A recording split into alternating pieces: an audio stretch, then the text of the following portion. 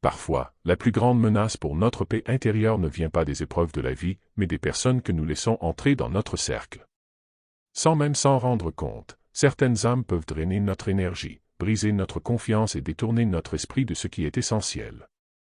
Ce n'est pas toujours par malveillance évidente, parfois, c'est subtil, presque invisible, jusqu'à ce que leurs effets se fassent sentir profondément. Dans un monde où chacun porte un masque pour se protéger ou manipuler, apprendre à discerner les intentions réelles devient une compétence vitale. Il ne s'agit pas de vivre dans la méfiance permanente, mais de savoir reconnaître les signaux qui trahissent une toxicité déguisée, et de protéger son esprit comme on protégerait une flamme fragile contre le vent. Dans cette vidéo, nous allons explorer ensemble 10 types de personnes à éviter si vous voulez préserver votre équilibre, votre dignité et votre force intérieure. Écoutez attentivement, car parfois, une seule prise de conscience suffit à vous éviter des années de douleur inutiles. 1. Les manipulateurs silencieux. Parmi toutes les personnes toxiques que l'on peut croiser, il existe une catégorie particulièrement dangereuse, précisément parce qu'elle ne se voit pas au premier coup d'œil, les manipulateurs silencieux. Contrairement à ceux qui imposent leur volonté par des cris ou des gestes brusques, ces individus avancent masqués, comme une ombre qui glisse dans votre vie sans bruit, mais qui peu à peu change subtilement votre manière de penser, de décider, et même de percevoir la réalité. Ils ne cherchent pas à provoquer directement la confrontation, au contraire, leur arme, c'est la discrétion, la patience et l'art de semer de petites graines dans votre esprit, jusqu'à ce que vous doutiez de vous-même. Un manipulateur silencieux ne vous dira pas ouvertement que vous avez tort. Il préférera poser des questions, d'un ton innocent, qui plante le doute. Tu es sûr que c'est une bonne idée, ou tu crois vraiment que tu en es capable? Ce sont des phrases banales en apparence, mais répétées au fil du temps, elles érodent lentement votre confiance. Leur influence ne se mesure pas en coups directs, mais en milliers de petites piqûres invisibles, jusqu'à ce que vous ne sachiez plus si vos décisions viennent de vous ou d'eux. La subtilité de leur méthode est comparable à celle de l'eau qui, goutte après goutte, creuse la pierre.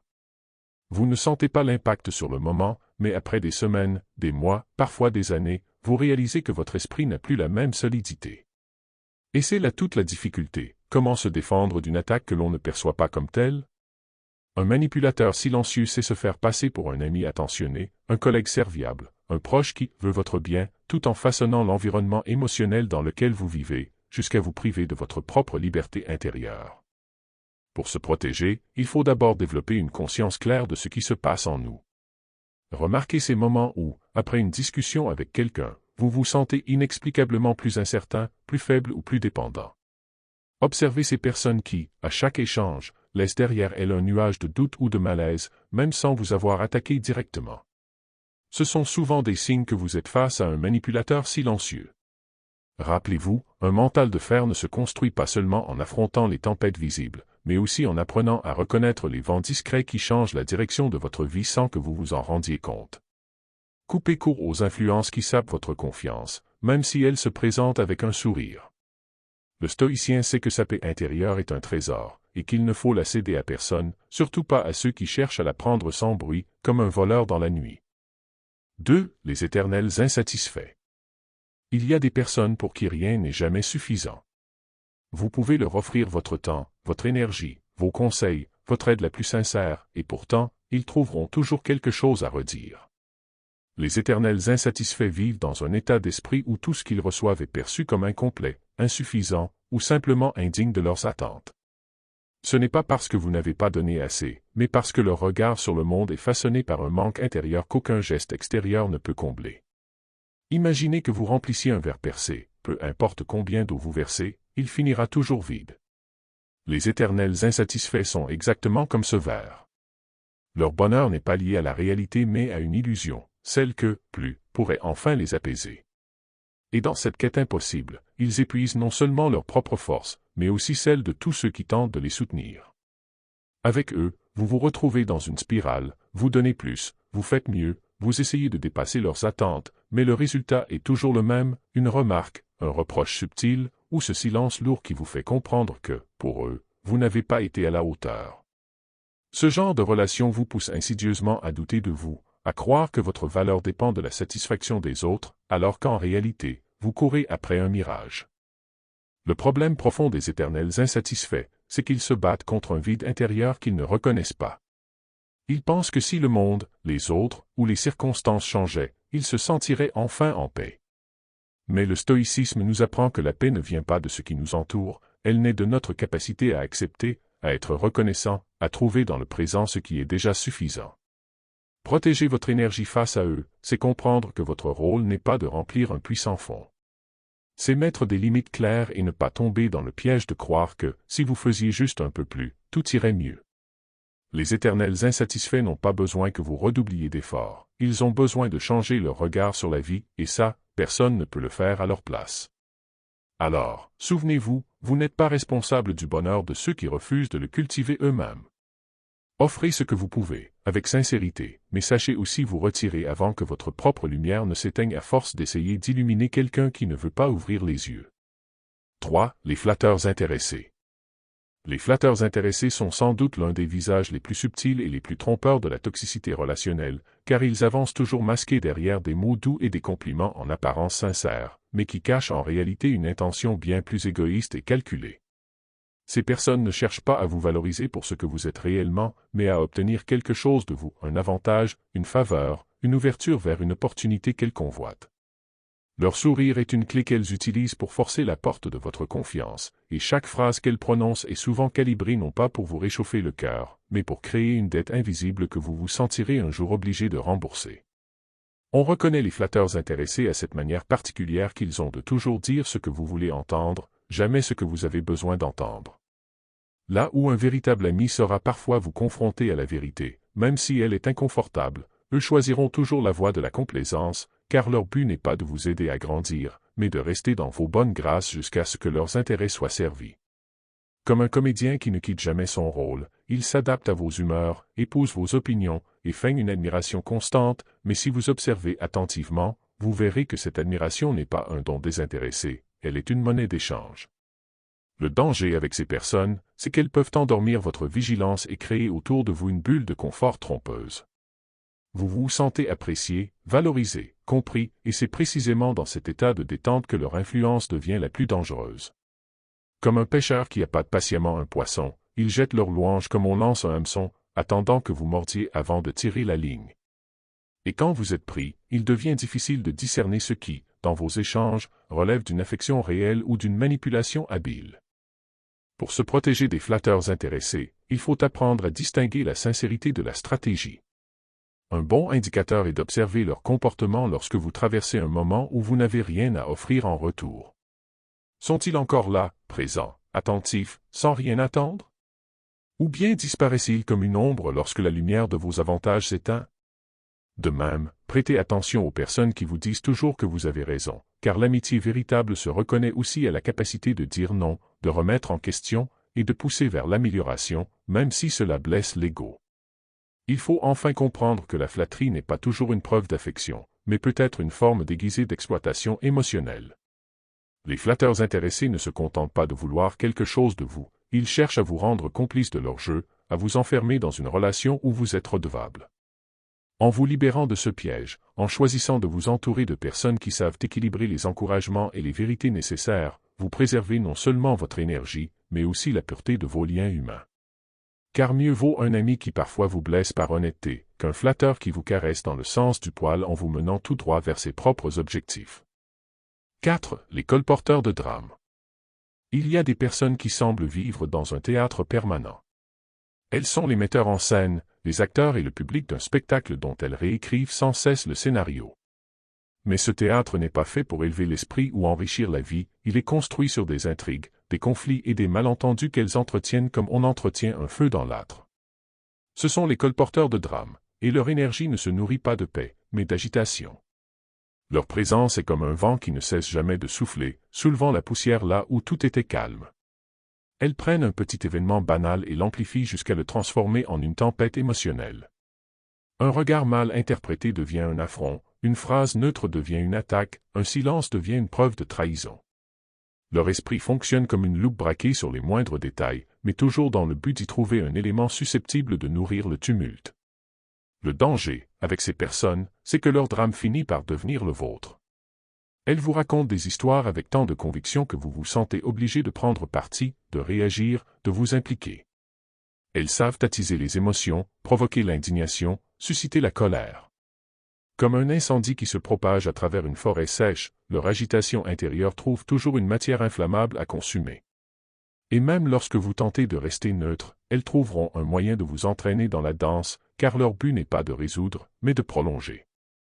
Dans leur monde, la paix est suspecte et le silence est menaçant. Elles ont besoin de bruit, de mouvement, de tension, comme un organisme a besoin d'air pour respirer.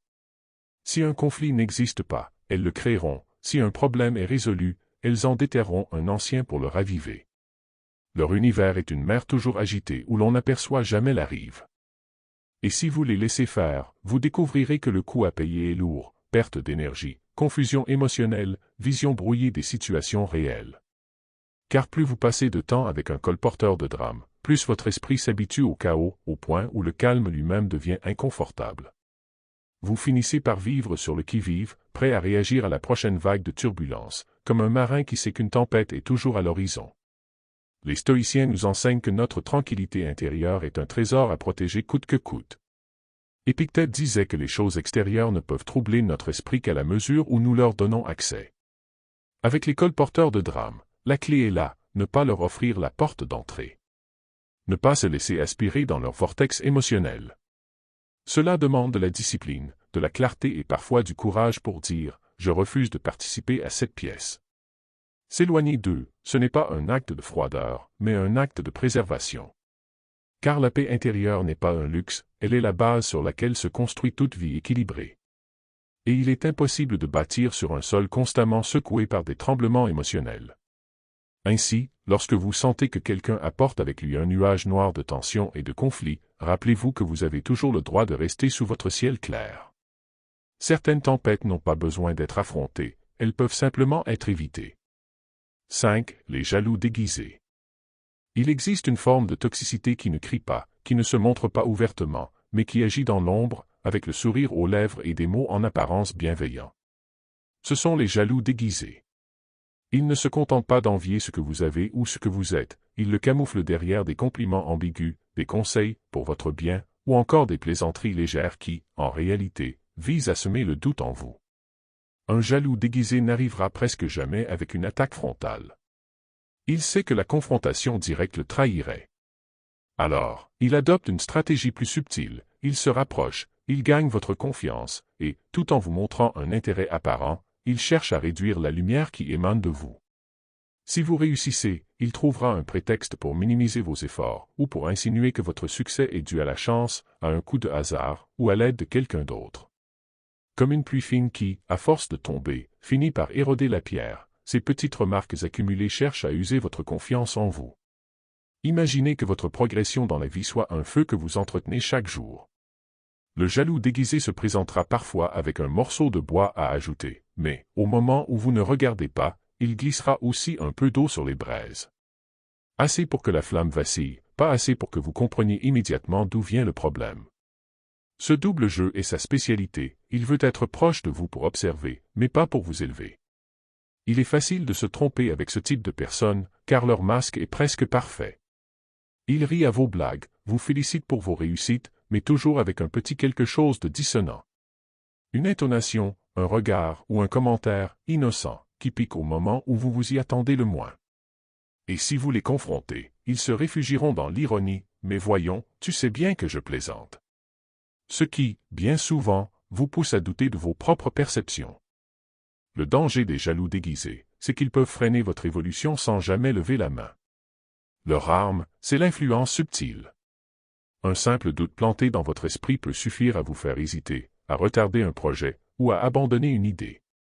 Ils ne détruisent pas directement, ils éteignent doucement l'élan. Pour se protéger de ce type de toxicité, il faut apprendre à écouter non seulement les mots, mais aussi l'énergie qui les porte. Demandez-vous, après avoir passé du temps avec cette personne, est-ce que je me sens grandi ou diminué?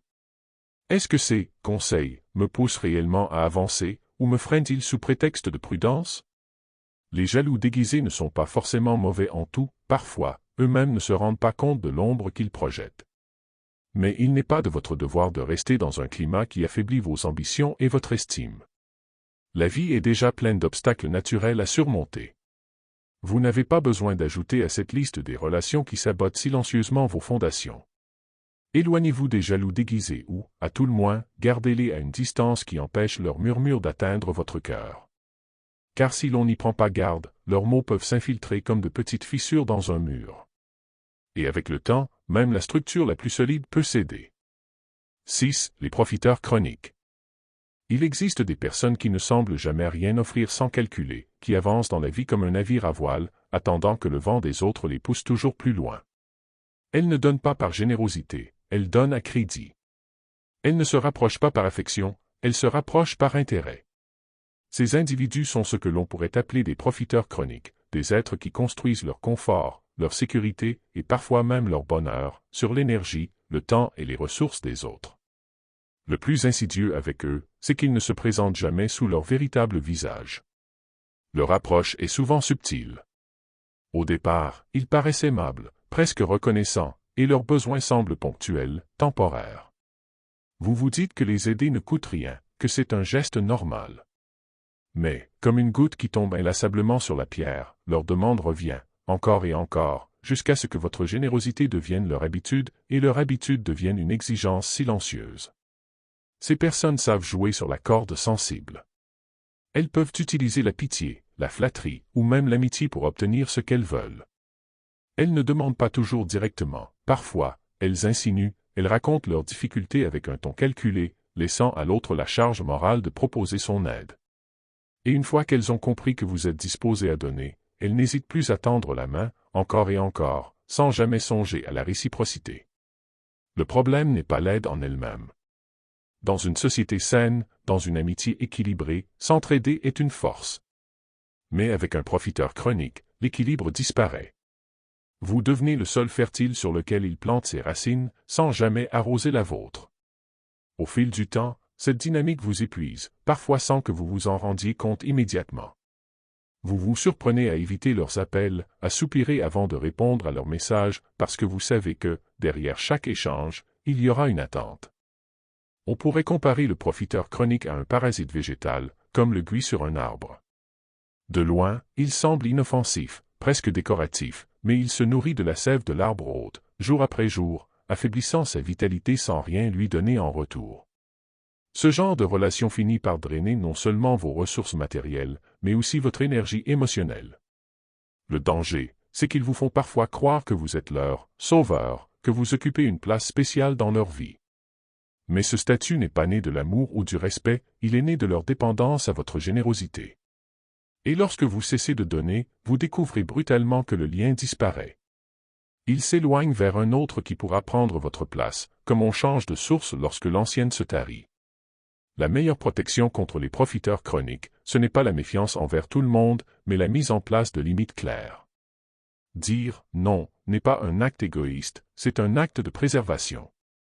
Il faut apprendre à distinguer ceux qui traversent une difficulté passagère de ceux qui ont fait de l'exploitation des autres un mode de vie.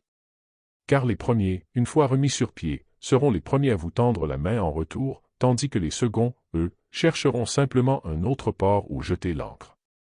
Le stoïcien dirait que la véritable générosité n'est pas de se vider pour remplir les autres, mais de donner ce qui ne nous appauvrit pas intérieurement.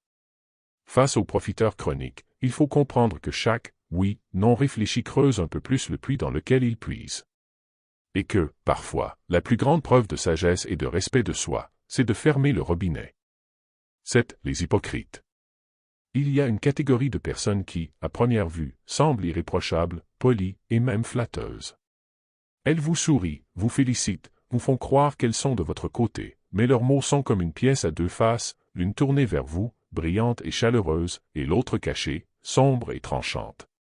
Les hypocrites vivent dans ce décalage permanent entre ce qu'ils disent et ce qu'ils pensent réellement. Et le danger, c'est que, contrairement à l'ennemi déclaré qui se tient face à vous, l'hypocrite se tient à vos côtés, suffisamment proche pour observer vos forces, vos faiblesses et attendre le moment opportun pour les retourner contre vous. L'hypocrisie est subtile. Elle ne se manifeste pas toujours par un mensonge direct. Parfois, c'est un silence calculé, un geste qui semble bienveillant mais qui cache une intention contraire, ou encore un compliment dont le vrai but est de vous endormir. C'est comme si ces personnes portaient un masque si bien ajusté que, pendant longtemps, vous oubliez même qu'il y a un visage différent dessous. Elles peuvent vous dire « Je suis tellement heureux pour toi », tout en espérant secrètement votre échec. Elles peuvent rire à vos blagues en public, puis critiquer votre caractère en privé. Leur arme la plus redoutable n'est pas leur parole directe, mais la dissonance entre leur façade et leur réalité. Le problème avec les hypocrites, c'est qu'ils donnent l'impression d'être des alliés, ce qui abaisse vos défenses.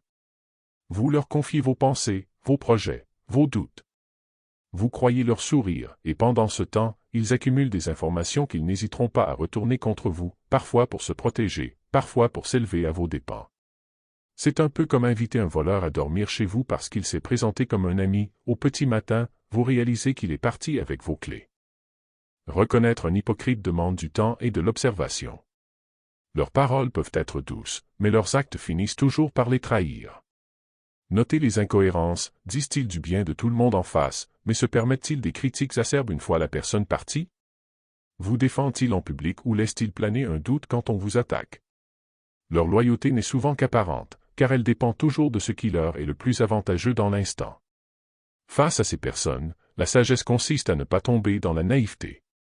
Ne leur donnez pas un accès illimité à votre monde intérieur. Gardez une certaine distance émotionnelle, même si elle semble amicale.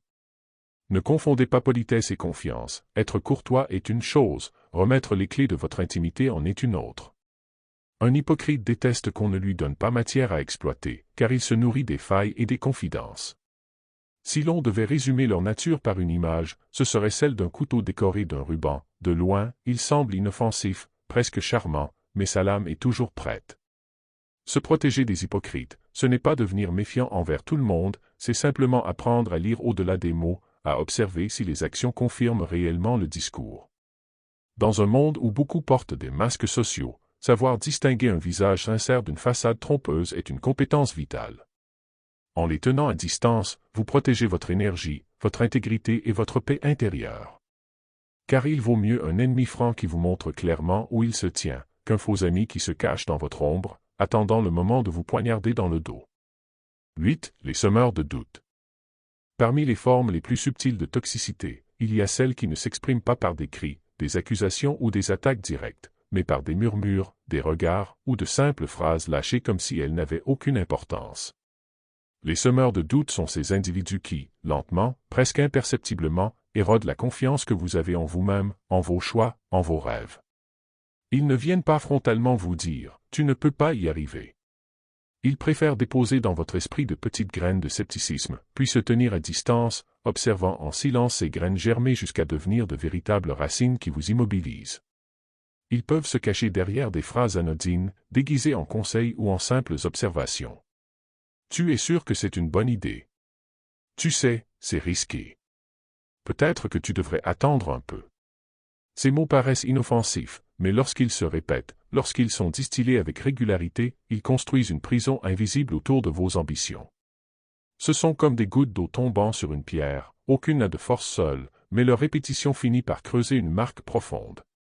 Souvent, ces personnes se présentent comme rationnelles, prudentes, réalistes. Mais la prudence n'est pas leur but. Leur véritable objectif, conscient ou non, est de vous maintenir à un niveau qui ne les dérange pas, de vous empêcher de dépasser un point où votre réussite pourrait refléter leur propre immobilisme. Car voir quelqu'un avancer alors qu'il stagne, c'est pour eux un miroir insupportable de leur propre renoncement. Les semeurs de doute peuvent se trouver partout, dans votre entourage familial, parmi vos collègues, ou même dans votre cercle d'amis. Ils ne portent pas d'étiquette, et parfois, ils ne se savent même pas destructeurs. Mais leur influence est lente et profonde, comme une infiltration qui fragilise les fondations d'une maison sans que l'on s'en rende compte. Un jour, vous regardez vos projets, vos désirs, et vous réalisez que vous ne les poursuivez plus, sans même savoir quand vous avez cessé d'y croire. Se protéger de ces personnes ne signifie pas se fermer à toute critique ou ignorer les conseils avisés. Il s'agit de discerner l'intention.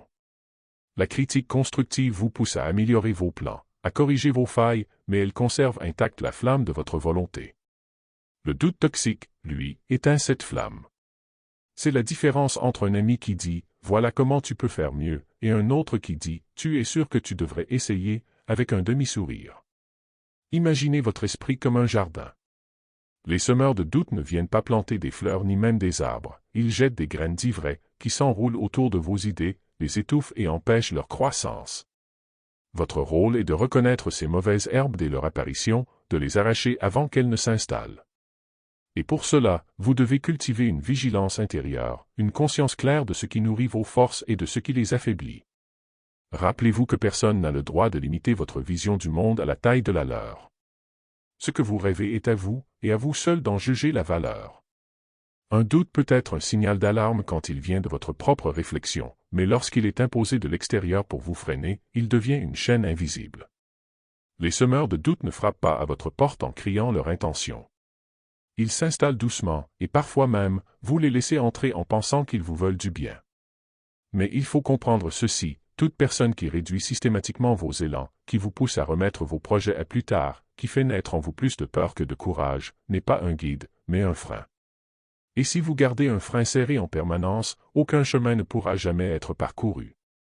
Alors, observez, écoutez et posez-vous la question, après avoir parlé avec cette personne, ai-je plus confiance en mes capacités, ou moins? Ai-je envie d'avancer, ou ai-je envie de reculer? La réponse à ces questions vous dira tout ce que vous devez savoir sur qui mérite une place dans votre vie, et qui doit rester à distance. 9. Les accusateurs permanents.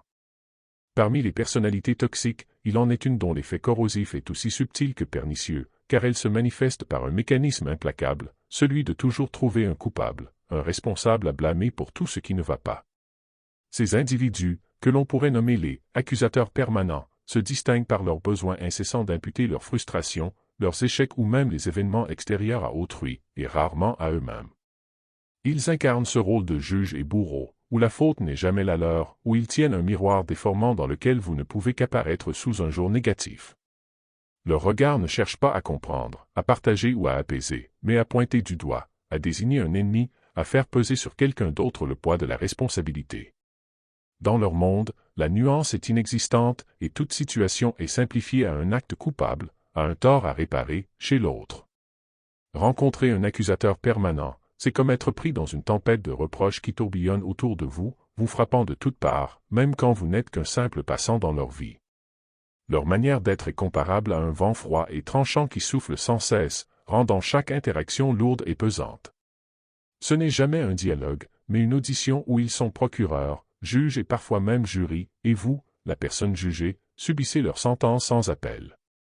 Leur toxicité ne réside pas seulement dans les paroles, mais aussi dans la manière dont ils façonnent votre perception de vous-même.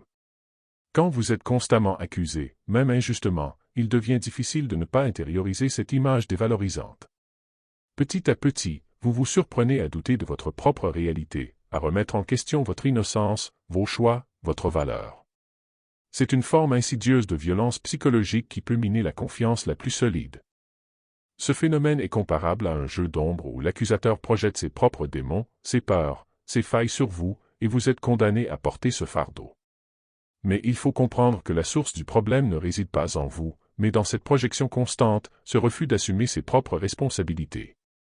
Ces personnes utilisent le blâme comme un bouclier, une manière d'éviter de se confronter à leurs propres faiblesses ou erreurs.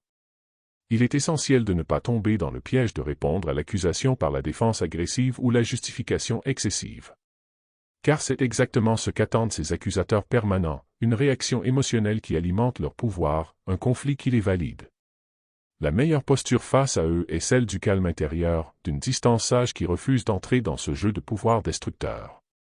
Imaginez que vous êtes un arbre robuste, et que les accusations sont des vents violents qui tentent de vous faire plier. Si vous êtes enraciné dans votre vérité, dans votre propre intégrité, ces vents ne pourront que passer autour de vous sans vous déraciner. Mais si vous laissez ces tempêtes vous faire vaciller, vous risquez de perdre votre équilibre, votre sérénité, votre paix intérieure. Reconnaître un accusateur permanent, c'est aussi prendre conscience de la nécessité de poser des limites claires. Vous n'êtes pas responsable de leurs malheurs ni de leurs échecs, et encore moins de leurs reproches constants. Vous pouvez choisir de ne pas porter ce poids, de ne pas accepter cette injustice émotionnelle. Car votre vie mérite d'être vécue sans ce fardeau inutile, dans la lumière de la responsabilité partagée et du respect mutuel. En fin de compte, se libérer de l'influence des accusateurs permanents, c'est retrouver la force de vous affirmer avec calme, d'écouter votre propre vérité et de ne plus laisser les reproches d'autrui définir qui vous êtes. C'est choisir de vivre libre, en pleine conscience, au-delà des jugements, dans la paix que seule la maîtrise de soi peut offrir. 10. Les briseurs de paix. Dans l'univers complexe des relations humaines, il existe une catégorie de personnes dont l'influence se révèle particulièrement destructrice, bien que souvent insidieuse, les briseurs de paix. Ces individus ont pour habitude de semer la discorde là où régnait la tranquillité, d'allumer des feux d'agitation dans des espaces qui pourraient autrement être des havres de sérénité. Leur présence agit comme un caillou jeté dans un étang calme, créant des ondulations qui perturbent l'équilibre fragile de l'harmonie autour d'eux. Ce qui caractérise fondamentalement les briseurs de paix, c'est leur capacité à transformer ce qui pourrait être des échanges simples et apaisés en source de tension, de conflit ou d'incompréhension. Leur comportement peut sembler à première vue anodin, voire anecdotique, mais il porte en lui une force insidieuse. Ils exploitent souvent les failles, les désaccords latents, ou même de simples différences pour provoquer des frictions inutiles. Ce sont des faiseurs de chaos émotionnel, des artisans d'une agitation constante, qui ne trouvent pas leur place dans la paix mais dans la tempête. Imaginez une maison où chacun s'efforce de maintenir la paix, un lieu où la coexistence se construit sur le respect et la bienveillance. L'arrivée d'un briseur de paix est comme celle d'un vent glacial qui s'infiltre sournoisement par les interstices, réveillant les tensions endormies, creusant des fossés invisibles entre les habitants. Par leurs paroles, leurs gestes ou même leur simple attitude, ils perturbent cet équilibre précieux. Parfois, ils s'amusent même de ce pouvoir qu'ils exercent, cherchant à réveiller des émotions négatives, à exacerber des conflits mineurs jusqu'à les transformer en véritables tempêtes. Mais qu'est-ce qui motive ces briseurs de paix? Souvent, ils ne sont pas conscients de la portée de leur impact. Ils peuvent être eux-mêmes prisonniers d'un mal-être profond, cherchant inconsciemment à exprimer leur douleur ou leur frustration à travers le chaos qu'ils provoquent. D'autres fois, c'est un besoin de contrôle, un désir d'attirer l'attention ou de se positionner en acteur central des dynamiques sociales qui les poussent à agiter le calme. Quelle que soit la source, le résultat demeure le même, ils volent l'espace de paix qui pourrait autrement nourrir la confiance, la compréhension et la croissance personnelle. Face à ces personnes, il est crucial de cultiver une vigilance attentive mais calme, de ne pas se laisser happer par leur énergie déstabilisante. Céder à leur provocation, c'est risquer de s'engager dans un cycle sans fin de réactions émotionnelles qui ne font qu'alimenter leur pouvoir destructeur.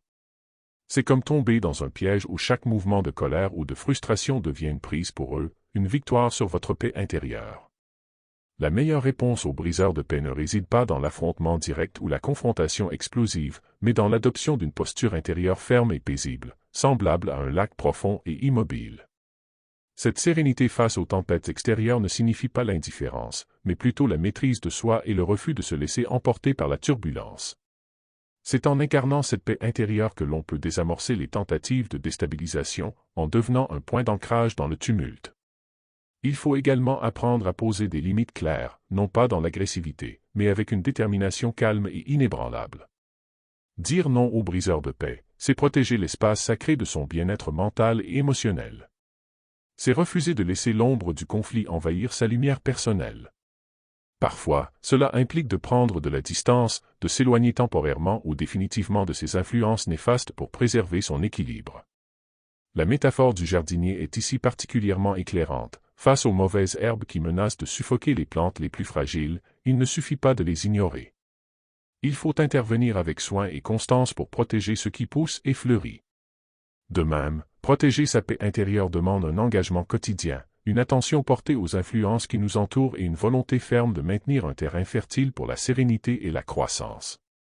Finalement, reconnaître les briseurs de paix, c'est aussi se rappeler que notre responsabilité première est envers nous-mêmes, notre bien-être et notre équilibre. Personne d'autre que nous ne peut choisir l'énergie que nous accueillons ou rejetons. En cultivant cette conscience et en agissant avec sagesse, il devient possible de vivre au milieu des tempêtes humaines sans jamais perdre de vue le calme profond qui habite au cœur de notre être. Pour conclure cette exploration des personnes toxiques à éviter, il est essentiel de se rappeler que protéger notre paix intérieure est un acte de courage et de sagesse. Chaque rencontre, chaque relation, influence notre équilibre. Choisir consciemment d'éloigner les briseurs de paix, c'est s'offrir le cadeau d'un espace où la sérénité peut s'épanouir pleinement. Je vous invite donc à observer attentivement les dynamiques qui vous entourent, à reconnaître ces influences qui perturbent votre calme et à agir avec détermination, mais aussi avec bienveillance envers vous-même.